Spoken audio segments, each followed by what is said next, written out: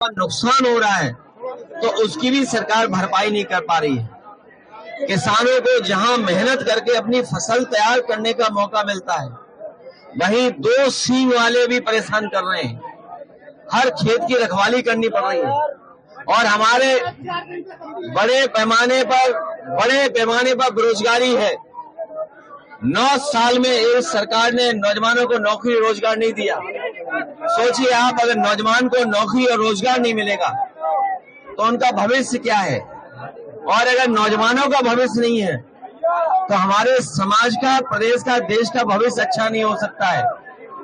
मैं देख रहा हूं कि विधानसभा में बैठ करके भारतीय जनता पार्टी के लोग झूठ बोल रहे हैं। वो कह रहे हैं कि बिजली आ रही है, 24 घंटे बिजली दे रहे हैं, लेकिन यही कि हमारे लोग बता रहे हैं कि बिजली है ही नहीं है। और अगर बिजली आ भी रही है तो जो समाजवादी सरकार में बिजली बन रही थी, उसको महंगा करके गरीबों को दे रहे हैं, उनसे ज्यादा पैसा वसूल रहे हैं। जीएसटी बढ़ाते बढ़ाते हमारे किसानों की हर सामान पे जीएसटी ले रहे हैं, उससे उनका सामान, इक्विपमेंट सब महंगे हो रहे हैं। ये महंगाई इसलिए कि मुनाफाखोरी की वजह से है। ये सरकार मुनाफा कमाना चाहती है, लाभ लेना चाहती है।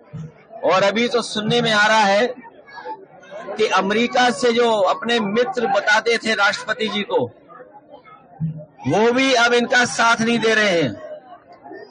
ये लोग हमें और आपको उलझा रहे थे ट्रिलियन कह करके, ट्रिलियन कि हम ट्रिलियन की अर्थव्यवस्था बनाएंगे। लेकिन अमेरिका से राष्ट्रपति ने कह दिया कि 21 मिलियन हमने पैसा भेजा यहाँ पर। हमें आपको उलझा दिया ट्रिलियन में, और खुद 21 मिलियन पता नहीं कहां पहुंचा दिया है।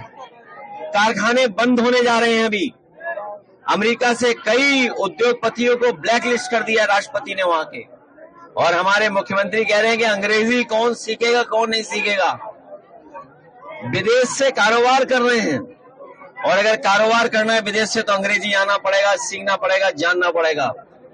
और महाकुंभ की जो व्यवस्था खराब की है उसके लिए जिम्मेदार मुख्यमंत्री खुद हैं, क्योंकि खुद ही वहां जाकर के बार बार निगरानी करते थे, निरीक्षण करते थे।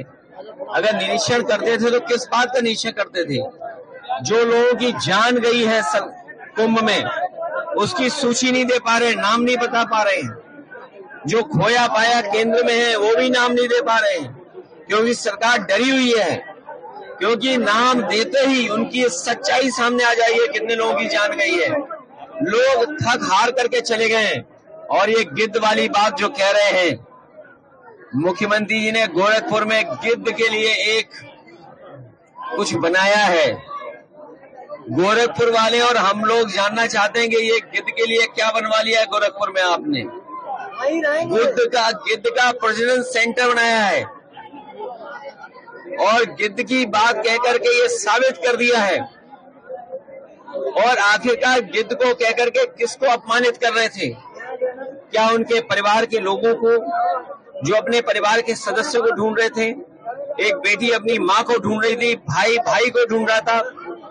लोग आकर के अपने घर वालों को ढूंढ रहे थे जो अभी तक नहीं मिले हैं। क्या ढूंढने वालों को सरकार गिद्ध बोल रही थी?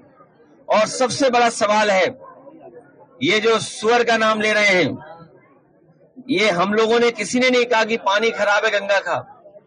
सेंट्रल पॉल्यूशन बोर्ड ने कहा है कि ये गंगा का पानी खराब है। गंगा का पानी नहाने लायक भी नहीं है, आचमन तो भूल जाइए। तो सोचिए सरकार किसको सुअर कह रही थी। मुझे तो लगता है ये दिल्ली और लखनऊ के झगड़े में एक दूसरे को गाली दे रहे हैं। अगर उत्तर प्रदेश के बोर्ड कह रहा है, उत्तर प्रदेश का पॉल्यूशन बोर्ड कह रहा है कि पानी साफ है, और दिल्ली का पॉल्यूशन बोर्ड कह रहा है कि पानी खराब है, तो इसका मतलब है लखनऊ वाले दिल्ली वालों को सुअर कह रहे थे। ये जिम्मेदारी किसकी है? ये जिम्मेदारी दोनों सरकारों की थी। ये डबल इंजन नहीं, डबल ब्लंडर वाली सरकार है। इंजन टकरा रहे हैं, डब्बे टकरा रहे हैं, और जनता भी इंतजार कर रही है कि इस बार इनके पास जब चुनाव होगा, सूखे पत्ते की तरह भारतीय जनता पार्टी का सफाया हो जाएगा। इस तरह की जो भाषा संसद में यूज हो रही है